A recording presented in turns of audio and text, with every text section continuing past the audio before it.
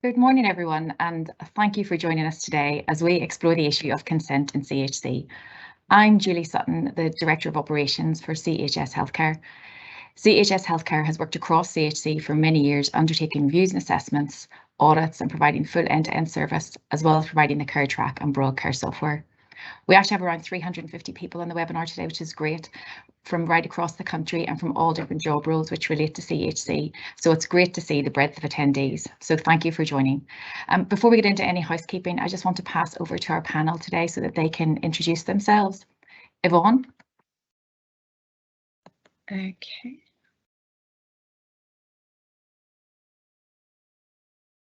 Oh, Yvonne, I think your mic might be muted. Oh, great. Yes. It's been a bit slow to respond this morning. Good morning, my name is Yvonne Lebrun. I am a registered social worker and worked in local authorities in the NHS for many years. For the last 13 years, I've been working independently as a consultant in CHC, working both in local authorities and for the NHS. I tend to work in the south of England because that's where I live, but have worked nationally and pre-COVID with input from a whole range of stakeholders, wrote all the NHS e-learning modules for CHC as well as PHBs. Lovely, thank you. Ben? Hello, good morning. My name is Ben Troke. I'm a partner at Hill Dickinson Solicitors, and I've around 22, 23 years experience working in the health and social care sector, initially defending compensation claims for various NHS bodies, but for the last 12 years or so, my interest has been around the coalface of delivery of patient care, so issues around consent, around mental capacity, best interest decision making, disputes around medical treatment, access and funding decisions, who pays for what and if you're entitled to it anyway, difficult discharges, safeguarding and so on, those sorts of issues. And obviously CHC is a good chunk of that work, and always been pleased to work with clients all over the country, though I'm based in our Leeds office. Lovely, thank you. And Joanna?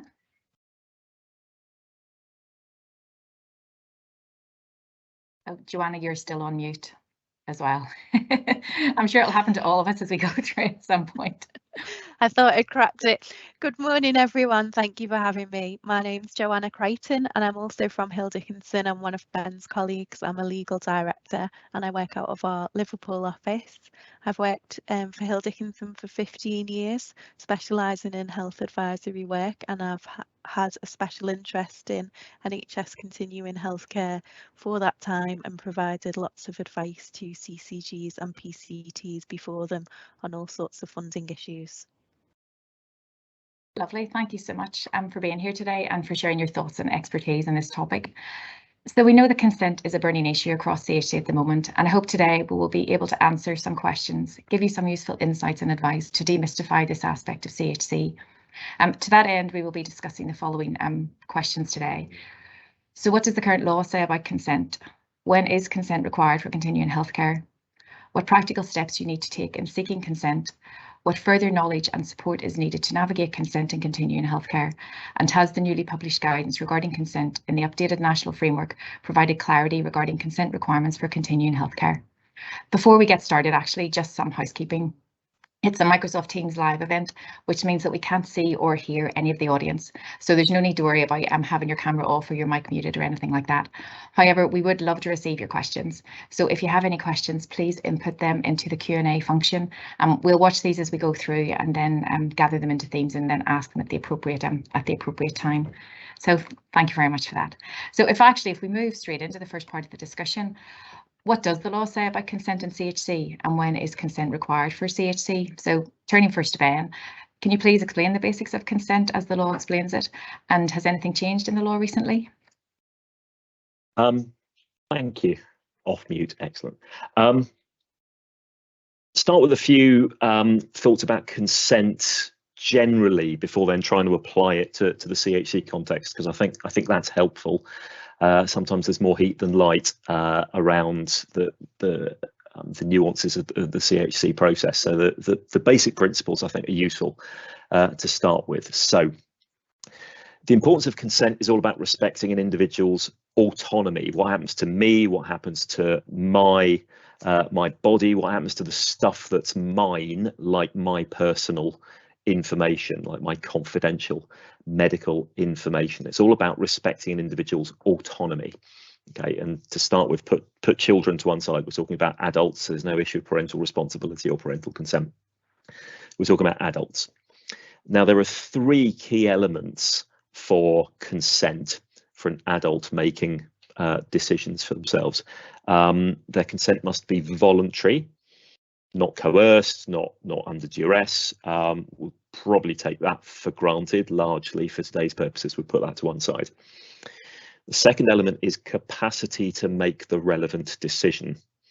Okay, so they are able to make that decision, applying the Mental Capacity Act test.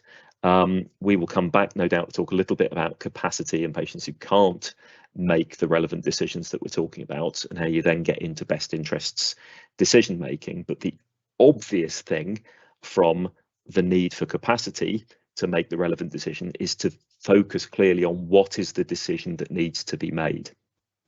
Okay, so it needs to be voluntary, and there needs to be capacity to make the relevant decision. And the third essential element of consent to be valid is it has to be informed. The patient has to have the right information to be able to use it, weigh it up, make the decision for themselves. I've never liked the phrase informed consent because as opposed to what?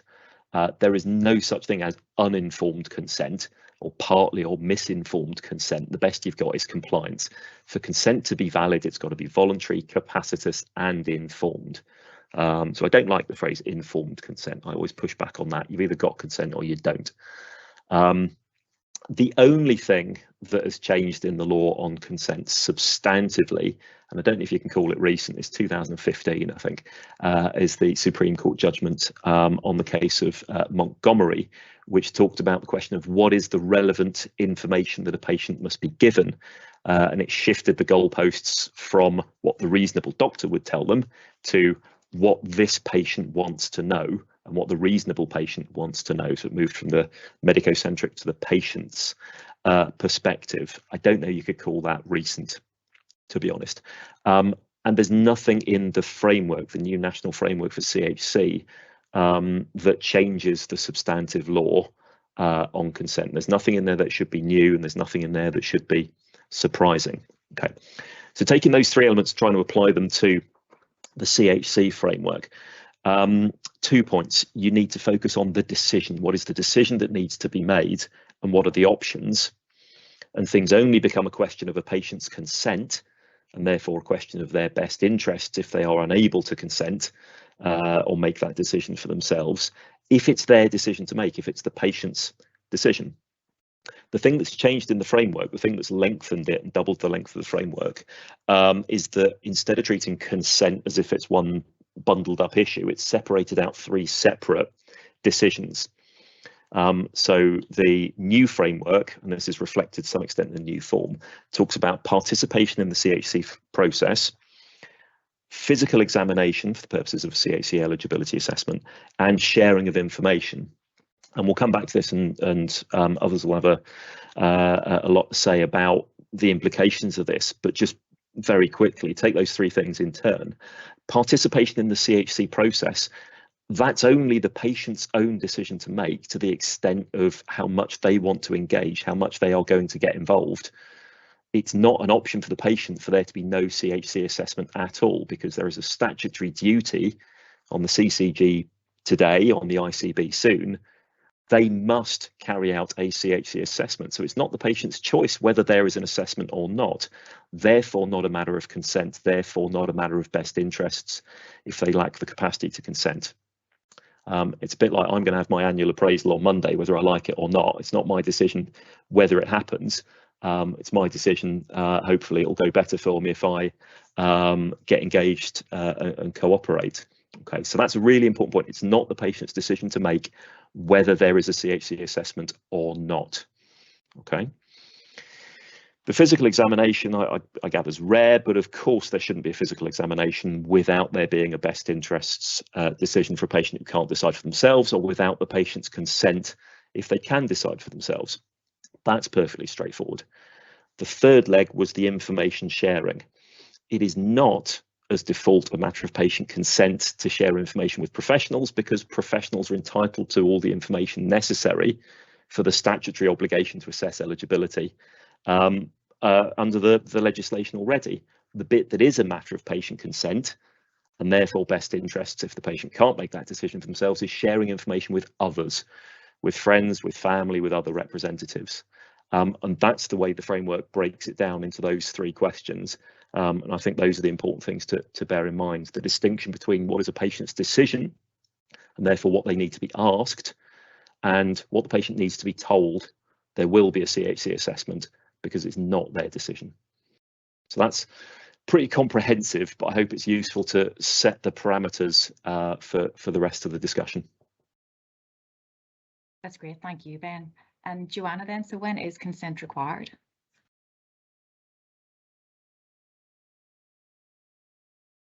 Right, I've done it right this time, haven't I? You can hear me.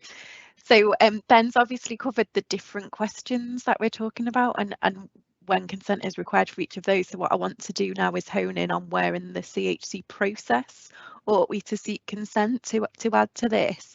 And I have seen some questions arising around that. So at the outset, before we do the checklist, is best practice to seek the consent, and I know Yvonne will have something to say about this as well, because it's really important to ensure that the individual is fully informed about what's going to happen, and that as well their expectations are managed. And we've seen a lot recently commentary about, you know, people having unrealistic expectations, particularly when there's a positive checklist, because of the bar being set so low, and not really understanding that the bar is set very low, and a positive checklist doesn't necessarily mean eligibility for NHS continuing healthcare. So, you know, perhaps not as a matter of law, but as good practice, and to make the process easier for both the individual and the professionals in the future, it's better to have all of these conversations at the outset before the checklist is completed. Now, as Ben said, we still have a duty to carry out the NHS continuing healthcare process in any event, with or without the patient's consent. So it doesn't mean that the checklist can't be completed unless there's a consent form completed. And I've seen some questions about the checklist being submitted without a consent form, and can we send it back, etc. So you still have a duty to carry out the NHS continuing healthcare process once it's started, but I would expect to see, if there was no consent form, an explanation as to why there was no consent form, and the absence of a consent form only in the cases where we've still attempted and had those discussions, but the patient's withheld or declined their consent for whatever reason, and not in the case that that's just been an omission at that stage.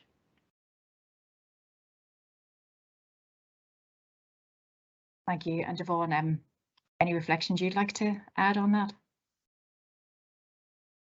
Just bear with me. Right, sorry, it takes a minute to unmute. It's hard to know how to follow that, Ben and John, and that was really helpful. I think what I would say, my reflections, and I do an awful lot of training right at the front line, but my reflections on the new national framework, because I think it has taken account of just some of the influences that we now see in CHC, and those influences, there's three of them really. One is about COVID-19 and how we undertake assessments, and I think in many parts of the country it's now virtual assessments by default, and the whole question of gaining consent in that scenario can be quite challenging. I like the new national framework in such it has got a very strong person-centred approach to what we do in CHC, that concept of personalisation has really come through, and that comes through very much in what it's saying there in consent. And I think we've seen a shift in practice as well, being much more person-centred and putting people first. And the other thing that influences a lot of what I do is actually just some of the key messages from the PHSO report, getting it right first time. And I think when we think of the concept of consent, for me, it's now always about, I think for me always has been, but certainly always about putting the patient first and doing the right thing for the individual. And I think if we keep that message in the back of our head, particularly if we have some people who are not sure that they wish to consent, it's all about helping people to make a decision that is the right decision for them. Lovely, thank you. Moving on to the next discussion point, actually, which I think will actually answer a question that's come through as well around consent for documents. But what does consent actually involve, and how can you be assured you've undertaken what is required? Yvonne, can you highlight what the practical steps you need to take in gaining consent?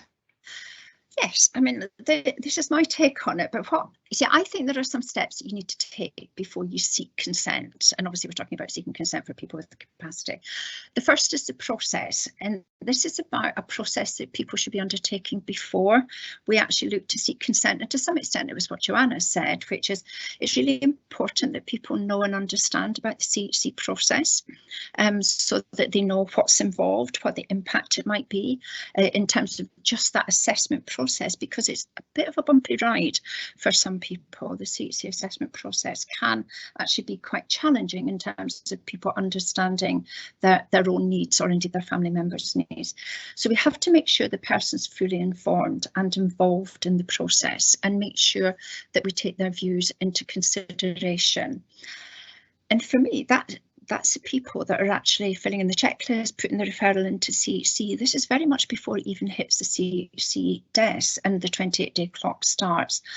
I think people need to understand, obviously, what CHC is about, and as Joanna says, manage expectations, because we know that only about 25% of positive checklists will actually end up, those people ending up eligible for CHC.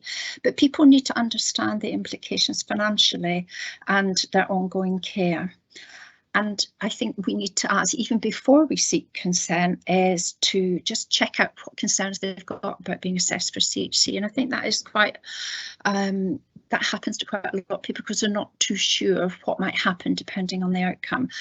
So I think, first of all, you do all that, and then you confirm that the person agrees to participate in the process. And then you go on to the concept of getting the consent documents signed and getting them to agree to undertake the assessment.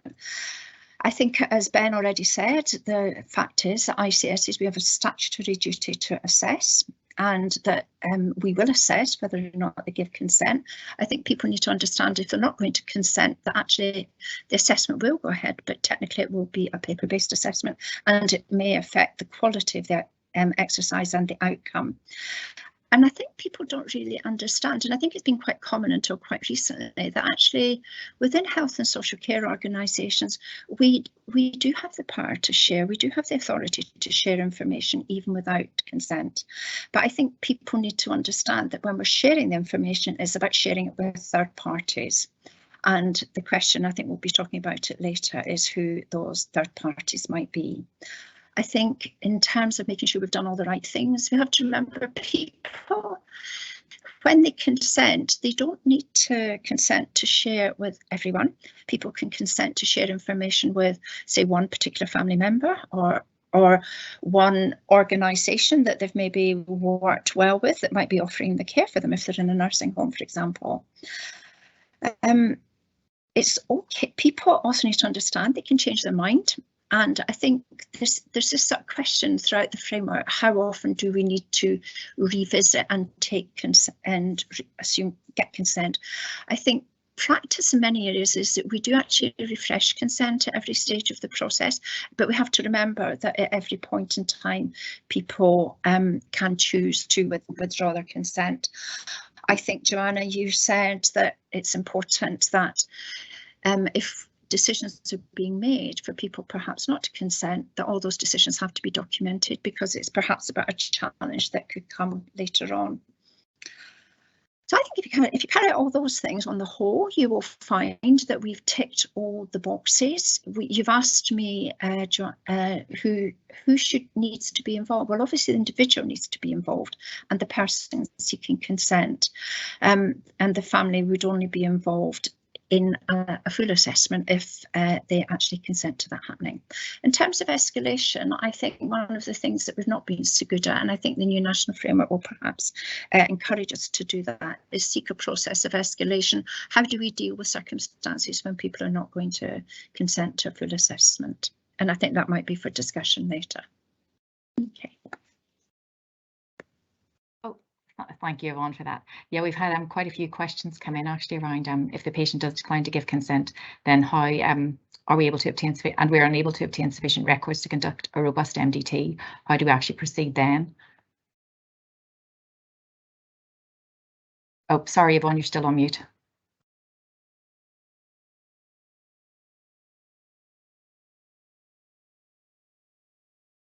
Oh, still on mute. Right. Oh, great. We can hear you now. Thank you. Can you hear me? Yeah, no, we've had quite a few questions along similar lines to that. I mean, my view has always been that actually you can only carry out a full assessment with the information that you've got, and if you and I think the national framework here is quite clear that if somebody is not going to give their consent, what you need to do, and I think I said it earlier on, that the assessment still would go ahead as a paper-based assessment, and you make the MDT will make its recommendation and the CCG will make its decision based on the information that it's got.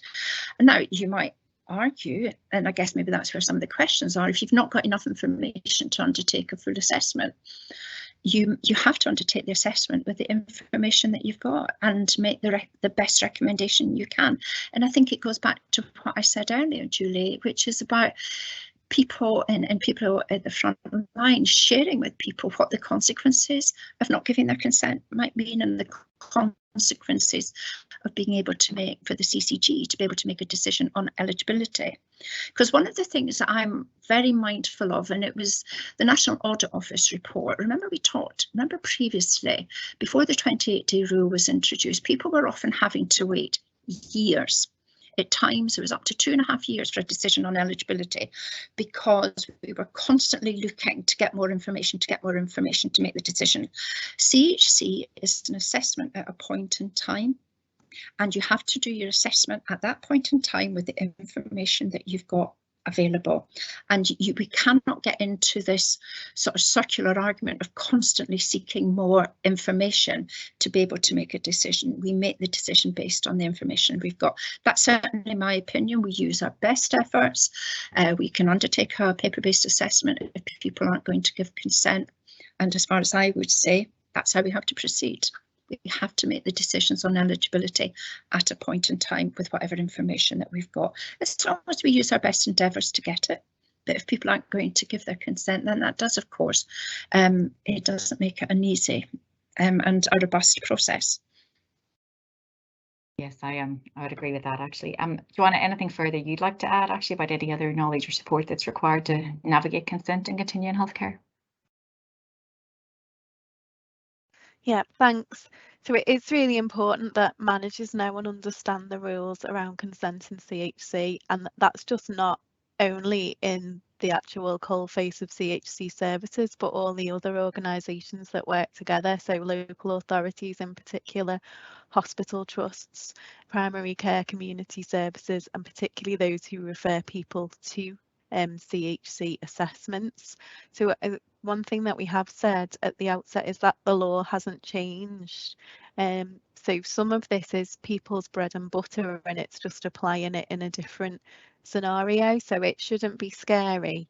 It's something that we do all the time without thinking about it. And a lot of this, I think, is about confidence and just reassuring people that it's the same legal framework that applies.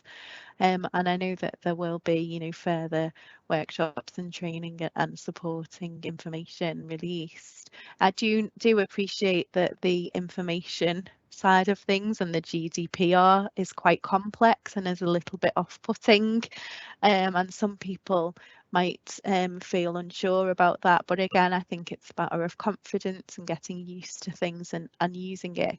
In terms of partners, organisations and providers, you know, this perhaps has been a change in approach in terms of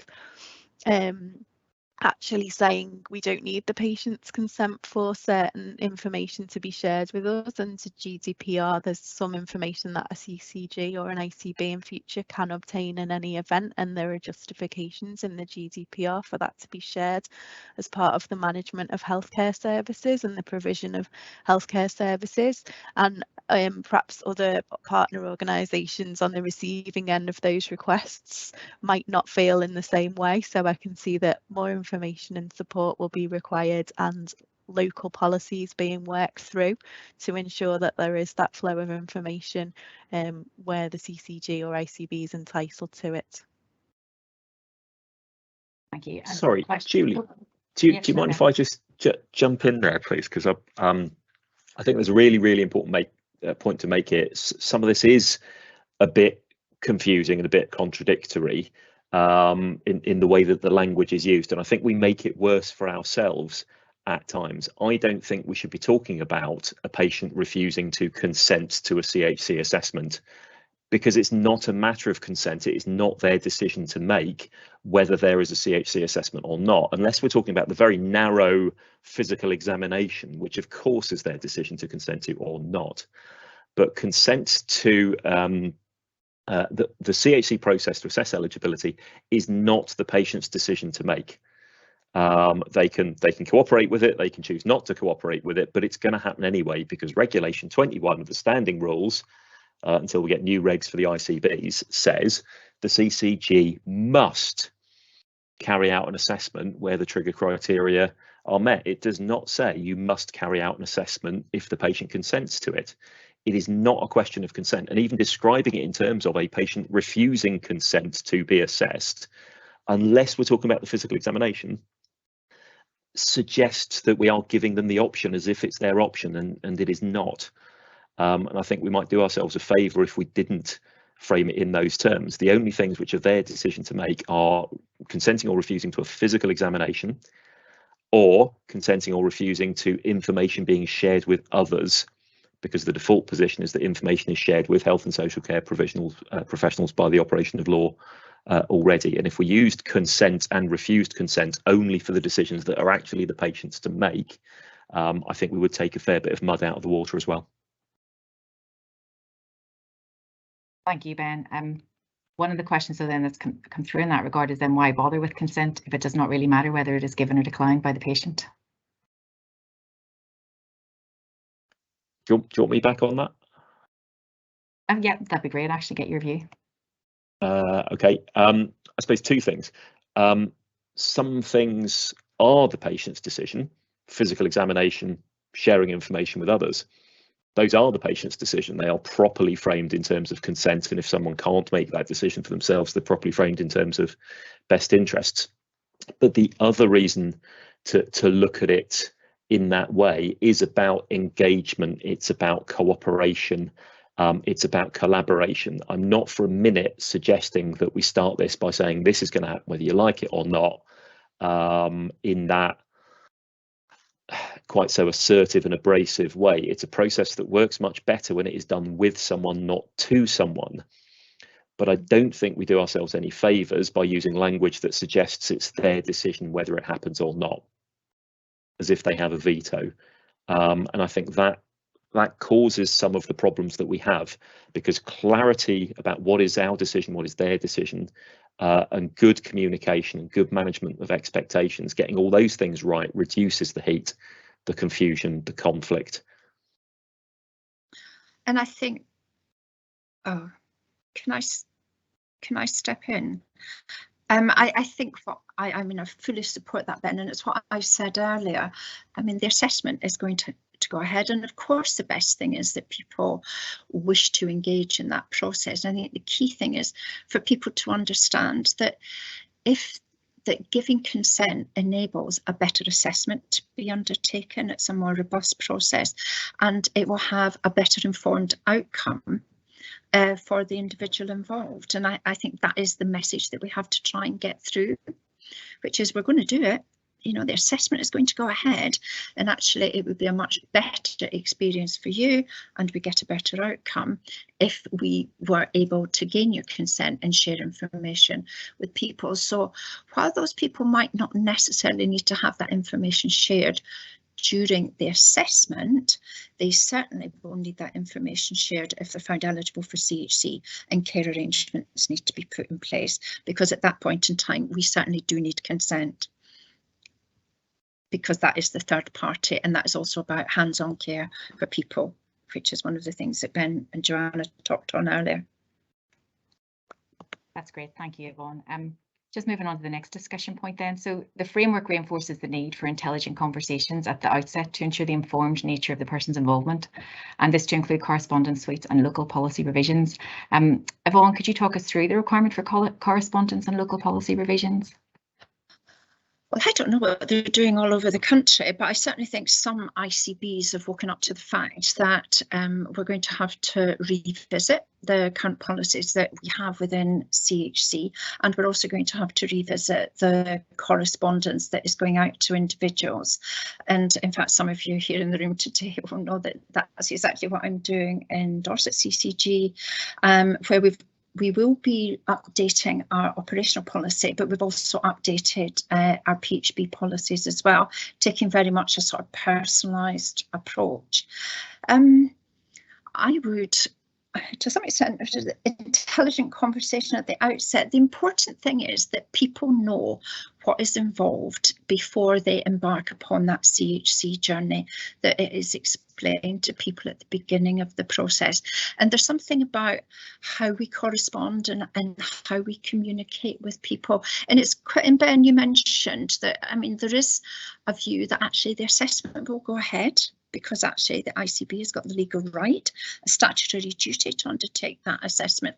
So there's something about how we choose and correspond with people to get that message over in a way that doesn't appear that those of us working in the NHS that we're being bullying or assertive or coercing people to get onto a journey that they necessarily maybe don't actually want to take. So I think there is something, and this is something that it is quite hard sometimes to change the way, to change our approach to how we carry out the work that we do. But it's very much about actually working with people, and for us, we talk about this concept of empowering people to participate in the process. I don't particularly like that word, to be honest, but there is something about actually people feeling that they are true partners in this process. Like you said, Ben, that we're not doing unto them.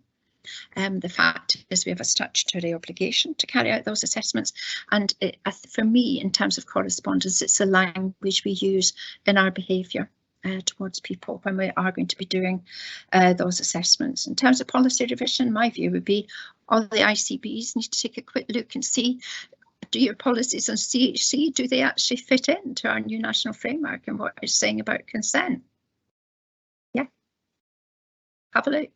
Check it out. I'd be very surprised if not, probably most of them are going to need to have a bit of review, in all honesty, and certainly because the new national framework is not just about consent, and I don't want to necessarily move into other areas, but it's about this whole concept of discharge to assess and how we carry out that as well. So yeah. And how do we assure ourselves we've undertaken intelligent conversations? Ben, I don't know if you want to pick that up. Is that Ben or me? Oh yeah, I said Ben, but it's your turn, Ben. Okay, thank you. Happy to leave it with you, Yvonne, because I think this is a more sort of practical frontline, real world experience point rather than necessarily the black and white of the law. But I suppose the other way to look at it is, in our experience, the unrepresentative sample of cases that we see where stuff has gone horribly wrong and ends up in the hands of lawyers or ends up in the court. The issues we see are around mismanagement of expectations, about poor communication, I think about not being clear what is the decision that's being made, whose decision it is to make, what are the options available for that decision, and how the decision making process should be followed. And the same points of principle apply exactly to the offer of available options for a care package, for example, or clarity about the process for funding eligibility, or for best interest decision making if someone can't make a decision for themselves among the available options. Those are the themes: poor communication, breakdowns in trust, people saying how unreasonable the other side is and they won't compromise, and an unwillingness to listen. There's also a common theme in cases where we see dispute about misunderstanding of the legal framework. Again, it's important that the law is seen not just as a stick to beat you with, but as a shield to protect you. If you're asking the right questions and doing your best to answer them in a reasonable way, it's all right to turn out to be wrong later. The law is there to protect that approach and that decision making, not just a stick to beat you with and try and catch you out. So I think misunderstanding and misapplication and sometimes fear of the law and reluctance to engage with what the legal framework is sometimes a factor in poor communication leading to dispute. Lovely, thank you. And then Joanna, the framework clearly articulates the express written consent required for the sharing of data out with statutory stakeholders. Can you talk us through this a bit more? We've had a lot of questions coming through actually around consent and sharing of information as well. Yeah, I'll try and sweep up some questions in this answer, but I might just have to pause. Thank you. Yeah, so I think I said earlier on that there is under the GDPR, the CCG and of course the ICB next week can access some of the person's personal data in any event, applying the exceptions for management of healthcare services and delivery of those healthcare services. And it is a complex area of law. Looking at the GDPR, you have to have a lawful basis for sharing that information, which is going to be the public bodies exercising their public functions, the CHC assessment, and then have to satisfy certain conditions for sharing. So the consent form is intending to clarify that you don't actually require the person's written consent for the consent for sharing information for the purposes of CHC body, a CHC assessment between health and social care bodies when they're carrying out their public functions, and this is about management of healthcare services. So for example, information flowing from the local authority to the CCG or ICB, I think we've had a question about that, doesn't actually require the patient's explicit consent because it satisfies these other requirements. It's about management of the delivery of their public functions and healthcare services. So actually that part of the consent form is just explaining that to the person and documenting that they've been told that, but not actually requiring them to consent to it because they don't need to. In terms of third parties, so I think we can clearly separate out the person's friends and family that they want to be involved in the CHC process, or perhaps an advocate, or even sometimes a legal advisor, or one of those types of people that comes along to the DST. Clearly the exception about delivery of healthcare services and their public functions won't apply to those sorts of people. So we can say clearly the person's express consent is going to be required for sharing information with third parties. And then there's a sort of middle group, and we've seen a question about private providers, and if the patient's not yet eligible for CHC and perhaps self-funding their own care either in a care home or via a domiciliary care agency, then those records are the patient's records and they don't really fall within those exceptions that I've talked about, because it's not about delivery of a public function at that stage. So the patient's express consent would be required for access to those records. So the care agencies, the private providers, that won't share it with you without the patient's consent. That's right, and we do need to get the patient's consent. So, you know, the questions that have come up, what if the patient refuses consent? Well, you're not going to be able to get those records. And going back to what Yvonne said, you still have to do the assessment and you'll have to do your best based on the information that you can obtain.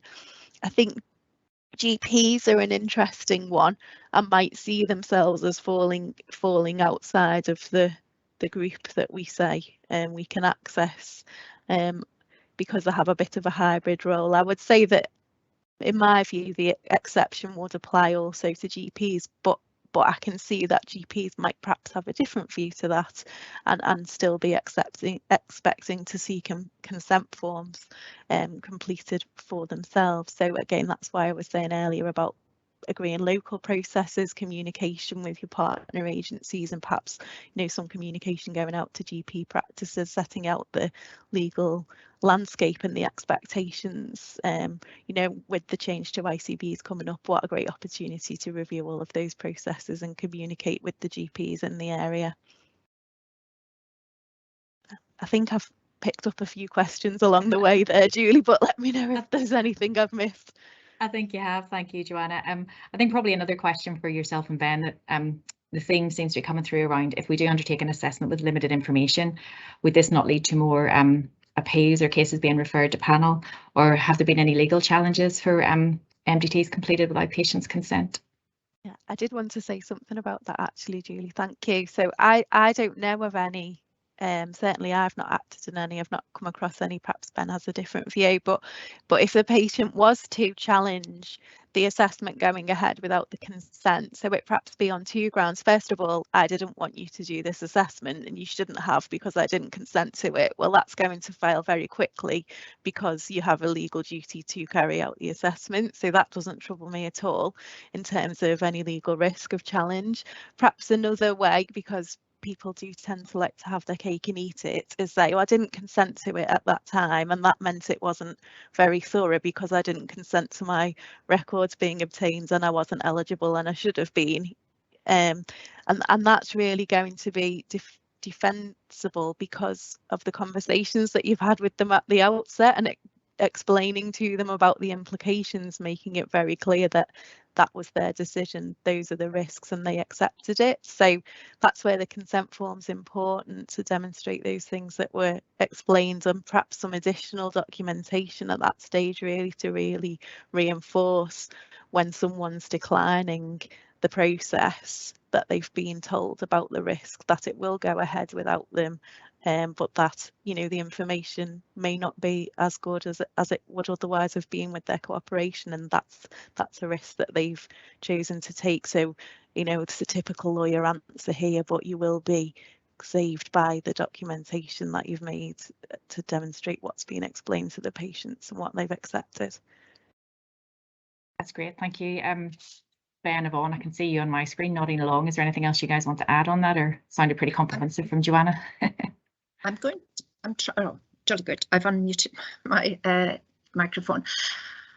I think oh, sorry, I've almost forgot the point I was going to make. I mean, I think the point I was thinking about, that's right, it's a bit about, we have to remember in CHC, for people that are in the room today, probably CHC is a large part of our everyday business, but for many people that are referring in for a CHC assessment are people for whom CHC is not their everyday job. It's very often it's district nurses, specialist nurses, some people in hospital and community hospitals, and I think it's really important that those people actually feel confident and feel and are well equipped to be able to have what you talked earlier about, Juliet and Joanna, which is a bit about, how can we be assured that we're having those conversations early on in the day? And I think one of the things you would expect me to say, of course, would be people need to be trained how to have those conversations. So we need to be explaining to and supporting those frontline staff in terms of the types of conversations they need to be having. But also what you said, Joanna, it's about the documentation. It's about making a note. It's about putting a note on the file. We don't need to write War and Peace, but actually we write notes to explain we've asked for consent, the person, we've explained that we will be going ahead, etc. And how can we assure ourselves? I think the best way to assure ourselves is to offer people the training. And there's something also about the management and the leadership of people that are sending it. For me, it's about sending in checklists, because that's where I see the CHC pathway 95% of the time. That's actually where it happens. And it's not people that are steeped in CHC as part of their everyday business. It's other people. Local authority staff are normally extremely well prepared and well trained in that front of house work. And it's only my own experience, but actually for some of our community-based health staff, it can actually be quite a bit of a challenge. And I think maybe moving forward, it might be worth our while putting a focus on how we can support those staff to sending good checklists, and also to make sure that we cover off the issues around consent very early in the pathway. As Joanna mentioned earlier, it's about managing expectations, helping people realise that even if you have a positive checklist, that actually there's only a 25% chance that you're going to be eligible for CHC at the end of the journey. Lovely, thank you. And obviously then we know that not everyone will have the capacity to consent in CHC. Yvonne, how can we assure that families are engaged appropriately in these difficult situations?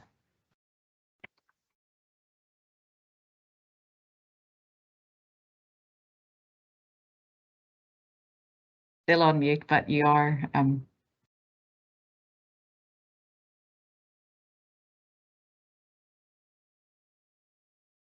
Sorry, oh, great. We can hear you now, Yvonne. Thank you. Do you need me to recap the question, or? Yeah, if you don't mind. So what the question this time is? That, well, we know that obviously not everyone will actually have capacity to consent in CHC. So how can we assure that families are engaged appropriately in those difficult situations?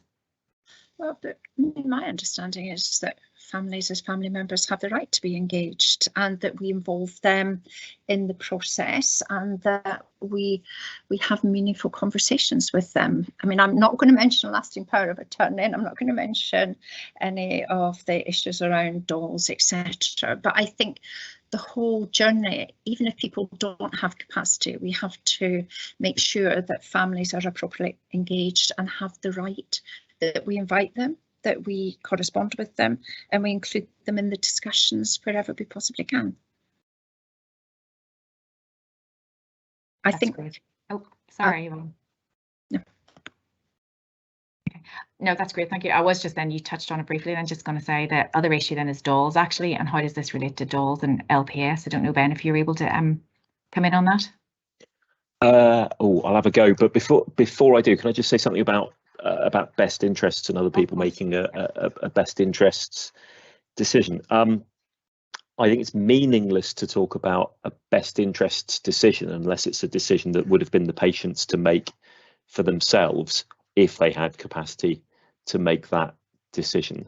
Things which are not the patient's decision, I don't think should be discussed in terms of best interests. I think that's meaningless, and a best interests decision can only be made among the options that are actually available. And so because not being assessed for CHC at all is not an option, because it's the CCG's statutory duty to do it, I don't think it makes sense to talk about whether or not it's in the patient's best interests to be assessed. They're going to be assessed. It's not their decision whether or not they are. When you do get to stuff that is a best interests decision, because it's a matter for the patient to consent or refuse for themselves if they are able to do so, so that's a physical examination or that's information sharing with others outside health and social care professionals involved in their care, I think those are best interests decisions if the patient doesn't have the capacity for that decision, but they are a best interests decision. So in my view, if there is, say, a lasting power of attorney with a health and welfare LPA, that might well make them the best interests decision maker for either of those two decisions that would have been the patient's to make if the patient was able to do so. But they still have to make a best interests decision. They're bound by the Mental Capacity Act, just like any other best interests decision maker is. So I don't particularly like to see LPA consented, because I don't think it's helpful to see it in terms, or LPA refused.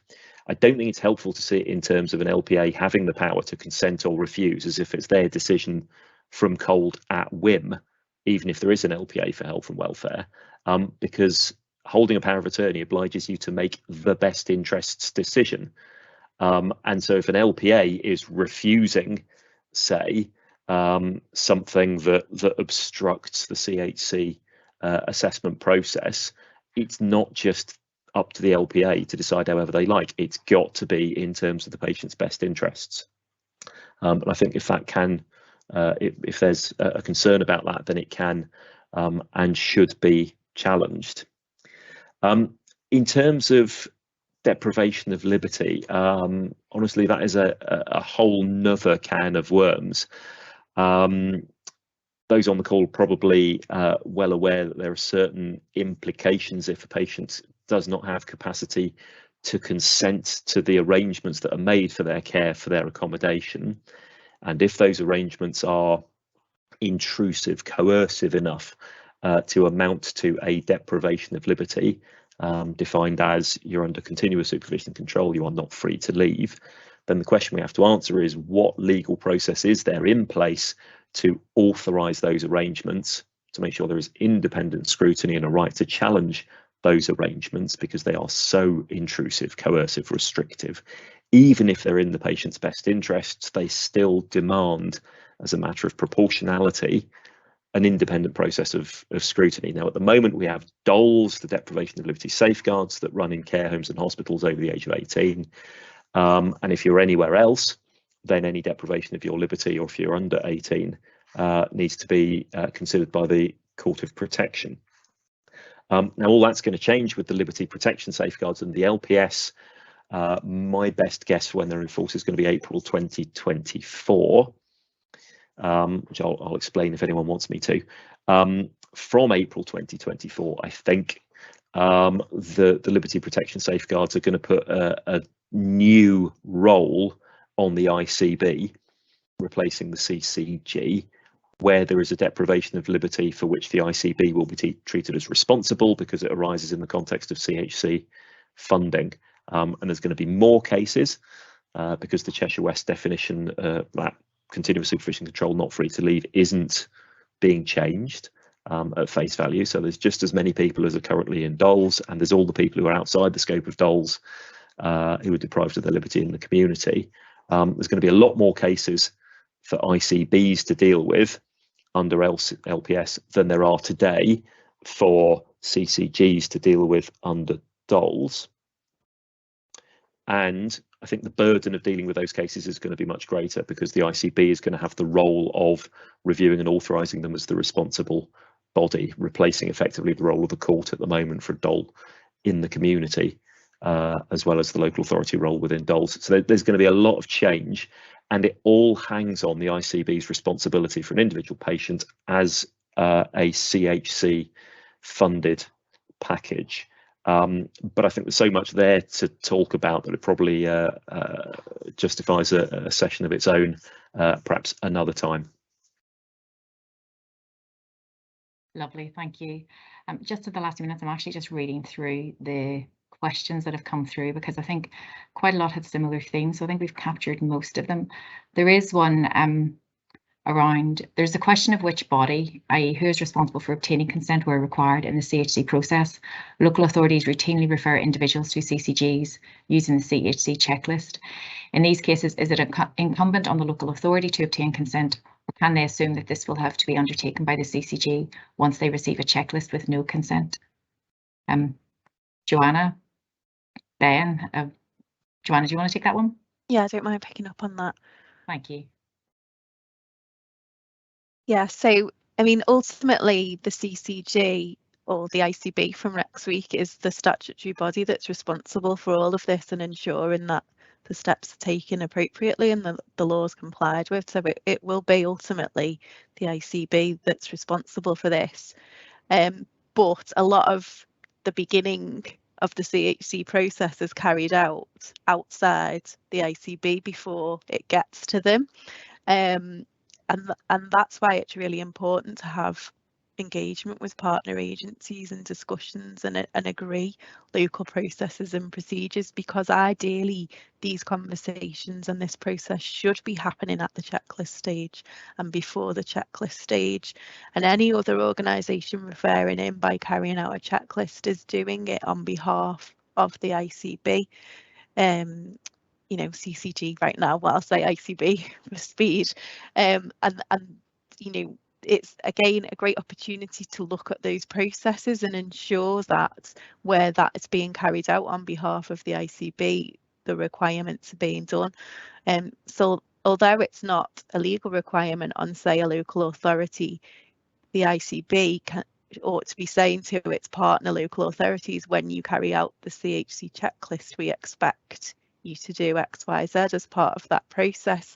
And I know there's been lots of issues with checklists in the past, and I've been aware of checklists being completed by perhaps social workers or district nurses, and when they're negative, never finding their way to the CCG. Now, that doesn't allow the CCG to comply with its statutory duties because it's got an obligation to tell people about the outcome of a checklist and their ability to challenge it when it's negative, and they weren't even finding out about it because it wasn't being sent to them when it was negative. So there are lots of gaps in that process, and I'm sure that probably still goes on.